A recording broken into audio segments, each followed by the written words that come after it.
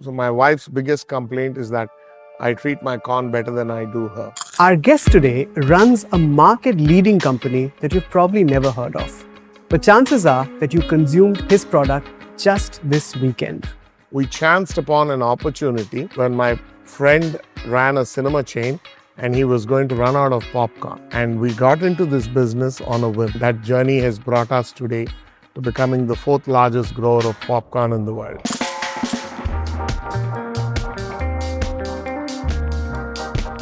SBP Pattabi Ramarao built Gourmet Popcornica from nothing. No crop, no market, no playbook, to controlling half of India's popcorn kernel market. We went to the third largest grower of popcorn in the world. COVID hit. Our entire business was supplied to cinemas. And overnight on 21st of March 2020, 80% of my clients shut shop. This is a story about building a category, farming at scale, and quietly becoming indispensable. What we did is we started by trying to understand the farmer's pain. We are not just indulging in contract farming in name, we're doing so with our mind, body and soul. Your revenue grew from FY16 9.2 crore rupees to 500 crore in FY 2026. Financial year 27, we're targeting between 500 and 550 crores. By financial year 30, we believe the popcorn business should reach close to 1,000 crores. We've grown to 60,000 tons. The next leap would be to take it to 100,000. About 50% of our corn is moving into rural India. Calendar 25, Nepal imported 40% more popcorn, and that made no sense. That's because a lot of that popcorn then got smuggled across the border into India. I believe there are at least 100 other products where similar agri-revolutions can be brought about. It's Monday, the 29th of June. I'm Anirban Chowdhury. You're listening to Corner Office Conversation.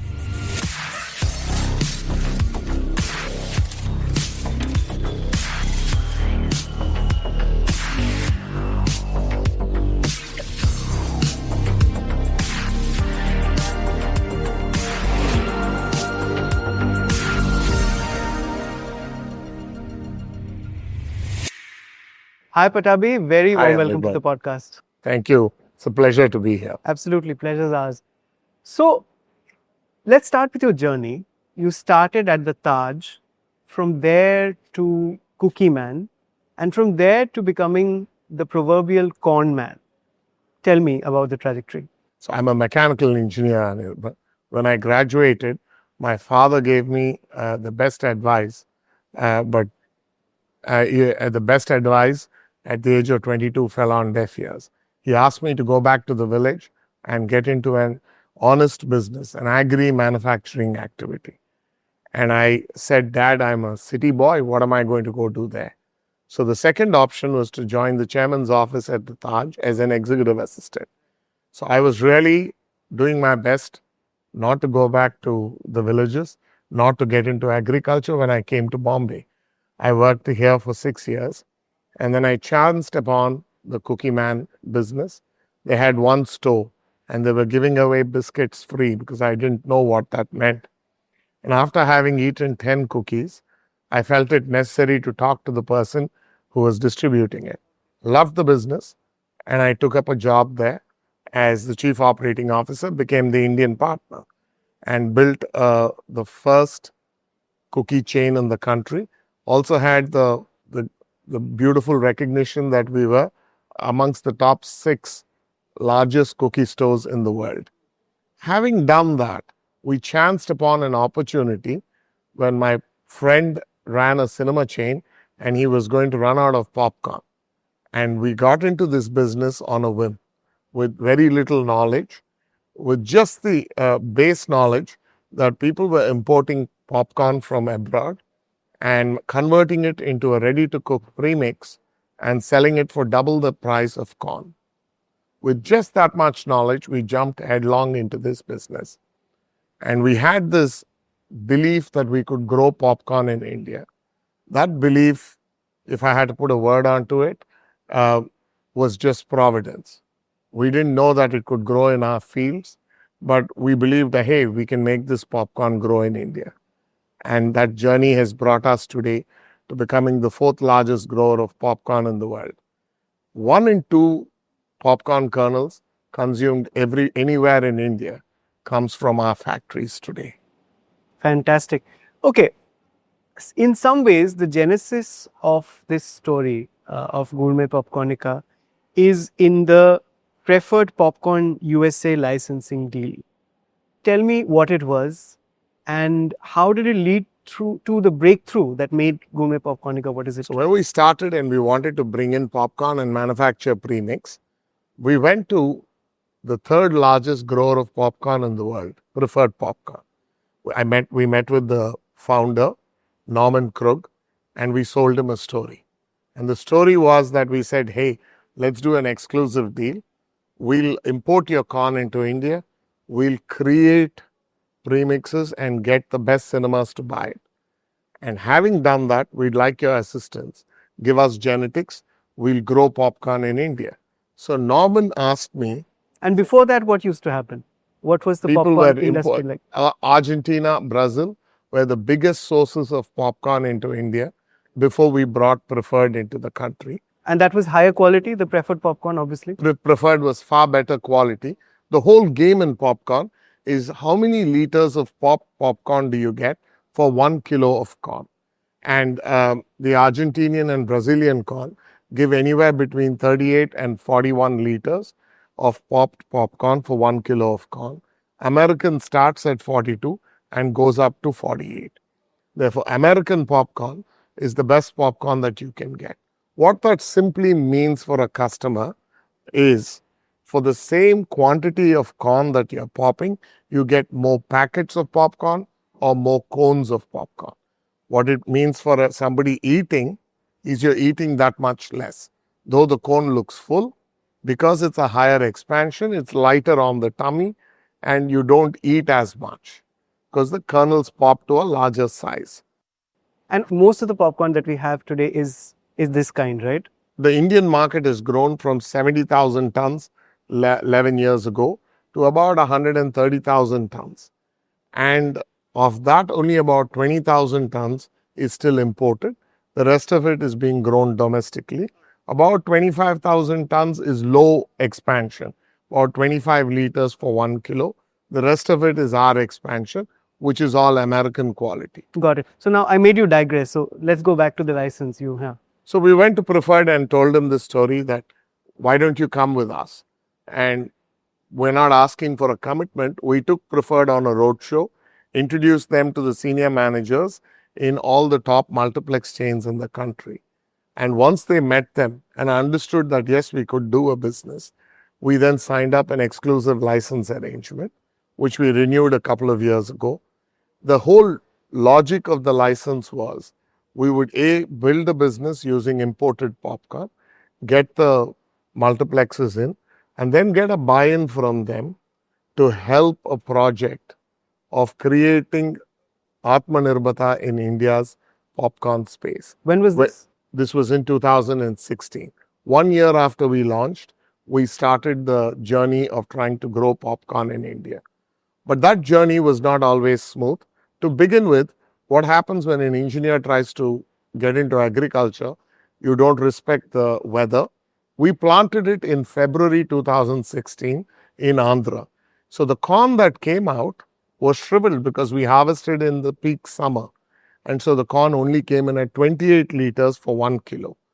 But having done that, we understood that yes, you can grow popcorn, you need to adjust for the environment.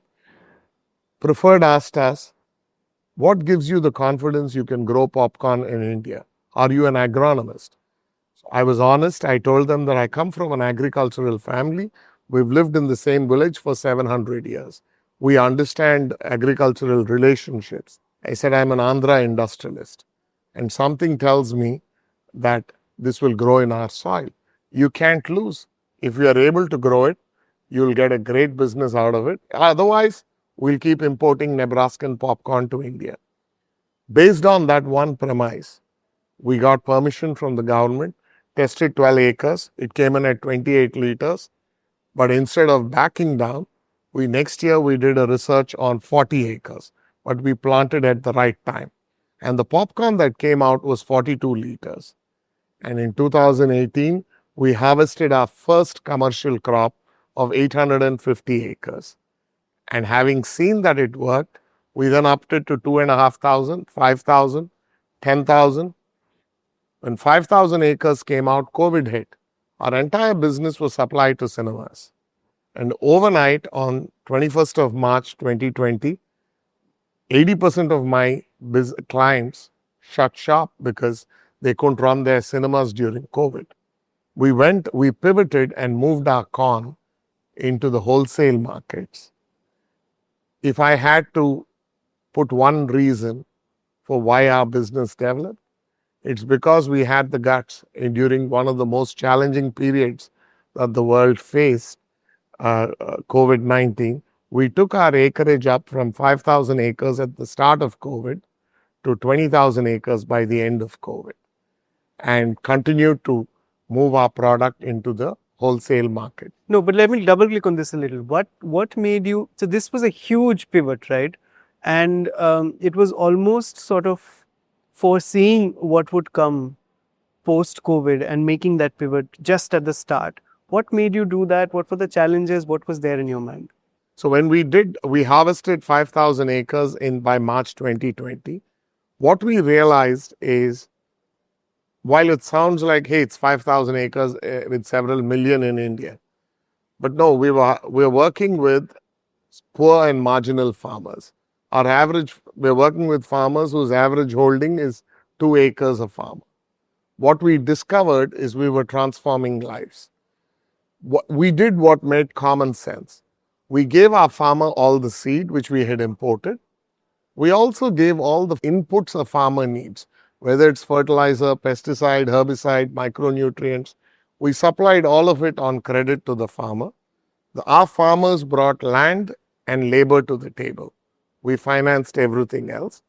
And when we bought the corn out, we deducted for all the material we had sold on credit. We did this because it made the most common sense that if you guarantee the input, you can guarantee the output. The beautiful side effect is we restored something that was priceless to our farmers. We restored dignity of labor. None of our farmers have to borrow money to buy the raw material that's necessary to grow the crop. By doing this, by 2020, our primary customer, the farmers, were lining up to grow more corn. We realized we had more farmers waiting than the crop that we were taking. So we said, let's go ahead and double the crop. When COVID hit and all factories shut, and we were sitting with 8,000 tons, when they reopened the wholesale markets and we moved corn into the wholesale markets, we sold out in 3 months. So we doubled acreage, and COVID hit again in April 21. The second wave came. And this time we sold out by August. So we doubled again to 20,000 acres. Having brought it that far, we also then reached out to the Americans and said, listen, we've now created a sustainable competitive advantage by actually growing the popcorn in India instead of importing it. Now you guys need to start figuring out how to create a tropical hybrid in popcorn, something that's grown in India for India. And the Americans bought into it. They set up a team for us, and we've been working to make that dream a reality. This year, we're in the process of harvesting 36,000 acres, and we're working with 17,500 farmers. Okay. No, so tell me, I'll take you back. You've sort of traversed almost all your journey in one single answer, and your business as well. But I have to break it down. What does it take to build an entirely new crop from scratch? I mean, if you could tell our viewers this is precisely what you've done. One, first through a licensing deal, but then entirely on your own. So what we had to do was we had to find the farmers to grow this crop. We recruited professionals. What we did is we started by trying to understand the farmer's pain and how do we transform that life. Our average farmer's incomes have doubled per acre. simply because of the fact that we viewed them as our primary customer. By giving them all the inputs and removing interest costs, by giving them advice, we have one permanent employee for every 150 acres that we farm.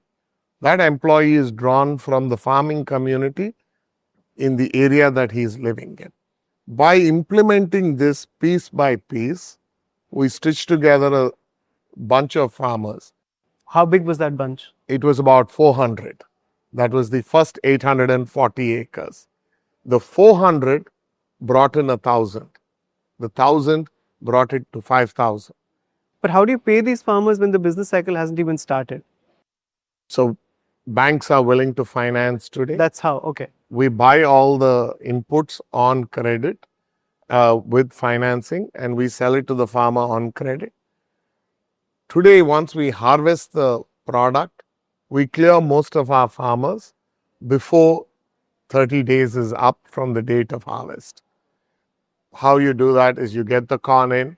We've got an intricate system of client advances and bank financing that goes towards paying off the farmers. But was it difficult to convince the first set of 400 farmers that this was a new crop and they were getting into some sort of a gamble and they didn't know that it would succeed? You were confident, but So the first 40 farmers grew it simply because we asked. right. The next 400 grew it because the 40 had succeeded. That punt was on the person that came and asked them for it. Because we told these farmers that, hey, we're not going to make money on this till it hits 30,000 acres. But we're going to continue building because we want to build a network and bring about a transformation that will transform your life. When I started at 43, more than 50% of the farmers that were working there were elder to me. Okay. The big worry was that most of our farmers were in their early 50s. I didn't see kids farming. Today, of my 17,500 farmers, close to 30% are less than 30. Children of farmers are coming back into farming because there are corporates that are willing to buy. We're an agriculturist family that had gone into industry, and I'm the first generation to attempt popcorn. I believe there are at least 100 other products where similar agri-revolutions can be brought about. Okay. Now, I'm just again sort of taking you back. In 10 years, you started in FY16, your revenue grew from FY16 9.2 crore rupees to 500 crore in FY 2026. So one of the force multipliers, I'm sure, was the huge pivot that you made during COVID. So before COVID, it was just cinemas, and then you became a sort of. So we were at 9 crores in FY16 because that's the year we got our first breaks. We started supply to PVR nationally in August 15 to my friend at SPI Cinemas Right. in April 15.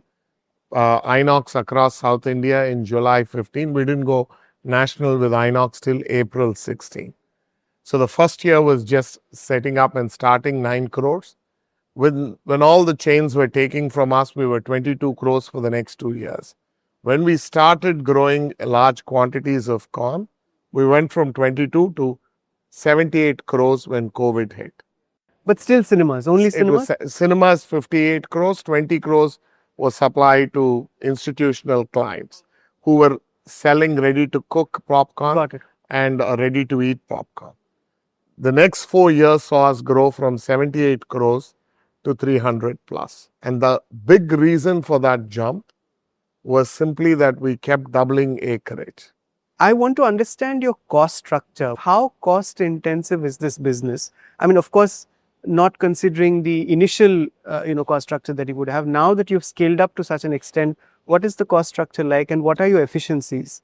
For every kg of corn that we sell, we are treating that. So my wife's biggest complaint is that I treat my corn better than I do her, because our corn is stored in temperature and humidity controlled warehouses. And we've built those across the length and breadth of the country. We pick up the corn over a 4-month period and then store it and sell it over the full financial year. So while we've achieved economies of scale, and kept the pricing low so as to enable indigenization. Our entire focus is that the farmer gets the bulk of our selling price. So raw popcorn costs account for a very large component, close to between 60 and 70% of our selling price goes to the farmers, is the cost of the corn that we've purchased. Wow. And the rest of it, after you net off the overheads, it's still a healthy margin. Which you can't share. Which you'll forgive me if I don't publicly give you an exact percentage, but it's a healthy margin. The reality is, in order to get that margin, you have to build the rest of the infrastructure. If we cut corners, or don't work with the best seed, or don't grow the corn right, or don't dry it right, or don't store it right, then you won't get the end game that we've arrived at. Okay. So if I've understood correctly, and let's get into your relationship with farmers, you supply inputs on credit, you buy 100% of the crop and pay directly into farmers' accounts. So every one of our, so when we started, what we saw in the specialty corn procurement business in India, which is seed, a lot of people work through middlemen. Right. We don't have anyone between us and our farmers. Every one of our farmers is paid by wire transfer, and it goes directly into their bank accounts. Again, the reason we did that is that we wanted 100% clarity that the price we were giving was actually going to the farmer. We also understood that middlemen would declare a certain price, agree a certain price. So we implemented a process where before the season starts, every one of our farmers knows the exact price he's going to get and signs a contract. We are not just indulging in contract farming in name, we're doing so with our mind, body, and soul. We sign contracts with every one of our 17,500 farmers in a language that they understand, so that they know what price they're going to get. And we pick up 100% of the crop from the farmer and sort at our factories. And once the corn is dried and is moving out, the farmer then gets his payment direct into his account. This ensured that there weren't any leakages. But one of the beautiful side effects of that also is that by paying the farmer into his bank account, you're creating a credit worthiness for the farmer.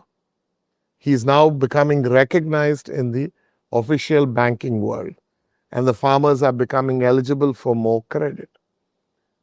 Initially, some farmers resisted it because they were used to getting money in cash. But the overall political environment, the push towards UPI and non-cash transfers also helped us because we were at the forefront. Now, nobody declares a rate for purchase of corn in the area that we're working in until we have declared a price. Got it. As a price maker, how do you see inflationary forces pushing? So this year is going to be a huge challenge. So we've bought the corn. So we're going to hold prices steady for the next 8 to 9 months. But the big challenge is going to be the next agricultural season. It's not just petrol and diesel. A lot of our urea also comes out of the Middle East. And that's the big worry, that will we have enough fertilizers? Will we have the ability to bear the shock that the farmer is going to get hit with? Of course, it's going to result in, I believe that we're looking at a 7 to 10% jump in pricing in the next agri season, unless the war comes to an immediate halt. So you sit at the intersection of agriculture and consumer, right? Now, I've always been very curious, and this was something we discussed when we were talking the last time also, but I'd still like you to clarify this. There seems to be a huge markup in the price of popcorn when you go to multiplexes. And that would lead me to think that those margins are yours. But clearly that's not the case because you're buyer agnostic. You don't know where your kernel goes, right? No, so we don't get that markup. Yeah. As you are aware, we are still supplying to a lot of the multiplex chains in India. And truthfully, popcorn is really where they're looking at to make enough money to be able to pay their bills. Yeah. As far as we're concerned, our selling prices are not that high because it's a commoditized product. We've introduced an indigenization, so we are getting a better price than others, but it's a highly commoditized product. Is popcorn still a very urban phenomenon, or does No, it travel actually, to? a few years ago, we started supplies into D-Mart. And if you went into D-Mart stores in rural India, they sell plain popcorn without oil. And customers are picking up this popcorn in rural India. I'm talking about in Rajahmundry, in Kakinada, in Eluru, Wow. towns that are not even are less than 1 million in population. There are consumers picking up popcorn, taking it home and popping it in oils, fats of their choice. I believe that the market in popcorn, which 10 years ago was very urban centric, is today at least 50% in the rural parts of the country. So 50% of your sales comes from rural parts? We're moving, when I say rural, I'm saying outside the top 20 cities Got of it. India. Yes, about 50% of our corn is moving into rural India. We're moving full truckloads now into the northeast, to Asansol, to Siliguri, to Guwahati, to Jammu, to Mansa, Ludhiana. We've got trucks going into about 50 cities of India, not just the top metros. The reason the category is now starting to show healthy growth is because the consumption is now being driven in rural India. Got it. Now, let's talk about challenges. I just today finished an episode on mango, and I spoke to farmers, exporters, etc. All of them were saying it's very, very vulnerable to climate change, and it stands as a proxy to the impact that climate change is having across agriculture. How insulated or vulnerable is your segment to climate change? So, when I started, we were growing exclusively in Andhra, in what is the cyclone prone zone of India. Right. We get between 2 and 5 cyclones every year, hitting between Tamil Nadu and West Bengal. Even though it's the cyclone prone zone, we've managed to insulate farmers. We're now doing popcorn contract farming in 9 states of India, from Tamil Nadu all the way up to UP, from Gujarat to Orissa. By doing so, we've de-risked our business from a climate point of view. The two biggest challenges that are facing the Indian popcorn industry, one is the porous border that we have with Nepal. Right. And there's a fair bit of popcorn that gets smuggled over the Nepal border into India. It's a weird stat, but in the calendar 25, Nepal, for the size of the country, imported 40% more popcorn than India did. And that made no sense. That's because a lot of that popcorn then got smuggled across the border into India and is then sold in India, which results in both loss of customs revenue to the Indian government and also a loss of GST revenue when you don't have GST collection on smuggled corn. The second big challenge is now that indigenous popcorn is a reality, traders have started to under-invoice the popcorn that they import into India, thereby reducing the duty they have to pay on their popcorn. If Indian farmers are to continue to make money, we have to sell popcorn at between 80 and 82 rupees a kilo. Mm-hmm. And imported popcorn, if they pay their full duty, would be at a similar price. And therefore, you'd be able to compete. But if instead of declaring $600 as the cost of your popcorn and paying the 50% duty, you declared the cost as $450 or $500, you saved yourself $50 as duty, thereby bringing in popcorn and selling it in India at 5 to 7 rupees cheaper than what Indian popcorn would sell at. We have appealed to the Indian government, we're continuing to do so, to request for a minimum import price, which they've done in multiple other products. Thereby, the duty gets levied on the minimum import price, which then removes any rationale for any trader to under-invoice the goods. Because if he has to pay duty at the fixed rate, then whatever price he declares for the goods, it doesn't change his life. If these two are taken care of, which we are hoping the industry will get that relief, India will then be able to grow in leaps and bounds. And we are hoping the day is not far off when India can export popcorn to the world. We've grown to 60,000 tons. The next leap would be to take it to 100,000. And that will happen when these structural challenges get resolved. Got it. Why haven't you moved to B2C? Truthfully, at 53, I recognize that that's a younger man's game. Perhaps the next generation, when my 12-year-old daughter joins the business, she'll get into a B2C at that time. But what would that mean? Making your own popcorn brand? So we did launch our own popcorn brand. Okay. We've dedicated to it, the founder of Preferred, Norman Krug. It's called Krug & Co. And we have 2 stores. We manufacture ready-to-eat popcorn live, and we have a whole range of sweet popcorn. But those stores are more to showcase what you can do with popcorn. They're not really a commercial venture yet. So we've got coconut popcorn, cinnamon flavored popcorn, ginger flavored popcorn, in addition to caramel and chocolate, and we also have strawberry. Now, the flavors we've introduced in sweet popcorn don't exist anywhere else in the world. They only exist in India. Our endeavor would be to keep growing that to create a large bouquet of fantastic flavors not available elsewhere. Create the base, and then when these expansions are done, we'll then look at the B2C range. 2 final questions. When is it that you aim to reach 100,000? 100,000 tons. And what will be the revenue that you're looking at from 500 crore until then? So financial year 27, we're targeting between 500 and 550 crores. By financial year 30, we believe the popcorn business should reach 100. We should have reached close to 1,000 crores, and that we should be doing more than 100,000 tons in popcorn production by then. The industry itself should have grown and doubled in size again, as it's today growing at between 12 and 15% a year. So by 31, 32, we would have doubled, the popcorn industry in India would have doubled from 130,000 tons this year to 250 or 260,000 tons. Right.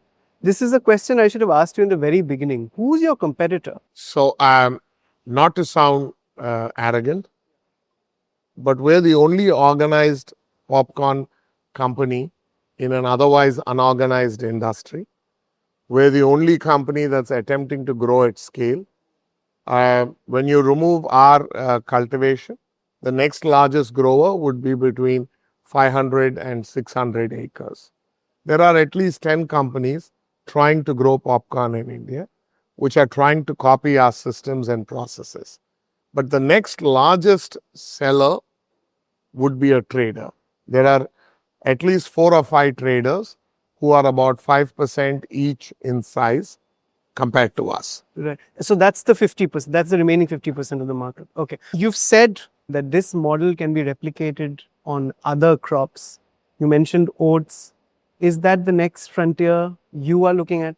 So we're looking at, we've democratized the Indian popcorn industry. Yep. Similarly, we believe democratization is required in multiple other industries. Where we have diversified, we're now looking aggressively at seed. We're looking at growing different variants in seed. Since we've already started work there, commercial launch of those portfolios will happen over the next year. We have started work on breeding in oats. It's not yet at a level where we can say we are ready to launch. We've also gotten into oil palm, because that's one big area where it's a need of the hour for India. Vegetable oil remains the second largest food import bill, and we're looking to see if we can do our 2 bits to change that. We're very small. We've got just 7,000 acres under contract farming in palm oil today, but we're hoping that in the next 10 years, that will reach 100,000 acres. There also, we're working not in the traditional oil palm zones, but we're trying to do something different. One of our zones is paddy rich. So we're converting traditional paddy lands into oil palm, and the farmer continues to grow paddy for 3 years in the middle of islands where the oil palm is growing in his land. The big focus of palm oil companies traditionally growing in India has been to go after the 10 and 12 acre and the 15 acre farmer. Our focus is to go after the marginal farmer. The reason being the 12 and 15 acre farmers have found a way to live. It's the poor and marginal farmer that is one crop away from falling into debt traps. Okay. So it's those farmers that are the focus of our popcorn business, are the focus of our oil palm business, our seed business, and what we are endeavoring to do in oats. Patabi, tell me about the oats industry. Are we also importing most of our oats? Now, even in corn, the world's biggest MNCs are here for dent corn. They have a presence in India. They sell dent corn seed. Farmers grow 45 million tons a year of dent corn. But in popcorn, no one came because the industry is only 100,000 tons. Therefore, no one was here. Similarly, in oats, India grows a lot of animal consumption oats, whereas human consumption oats is almost 90% imported. Okay. Or was when we started. There are a few brands that have already started breeding work in growing oats for their own consumption, but a majority of it still gets imported. So we've started work to try and get a genetics into India to get varieties or to do breeding, crossbreeding with varieties in India to create a human consumption oats variety. And here, preferred popcorn can't help you. My partners in America, unfortunately, are not able to help us in this because oats is not a specialty for them. Most of the oats that enters India comes from Australia and some of it from Canada. So we've started our journey in trying to find a technology provider who can help us bring the right quality oats into India. Right. Have you never thought of inorganic growth when you get into other segments like acquisitions? So God has been very kind to us. We're not in this business with a huge amount of PE funding. We're not driving the business with a view of can we acquire someone else and then get inorganic growth. So our growth will happen organically, perhaps inorganically to the extent of getting further new technology and genetics into India, which we've already achieved in our seed division. We have executed contracts with 2 different kinds of seed to bring in varieties that don't exist in the country. But the attempt will be to continue organic growth with the focus being on transformation. So from corn man to oats man to probably palm oil man, we wish you all the very best. Thank you, Patabi, for joining us. Thank you so much, Anirban. Pleasure to be here. That's it for today. This was the latest episode of Corner Office Conversation, where we talk to the most interesting business and thought leaders from India and the world. Keep listening to our other podcasts, including The Morning Brief, on your favorite listening platforms. Stay tuned.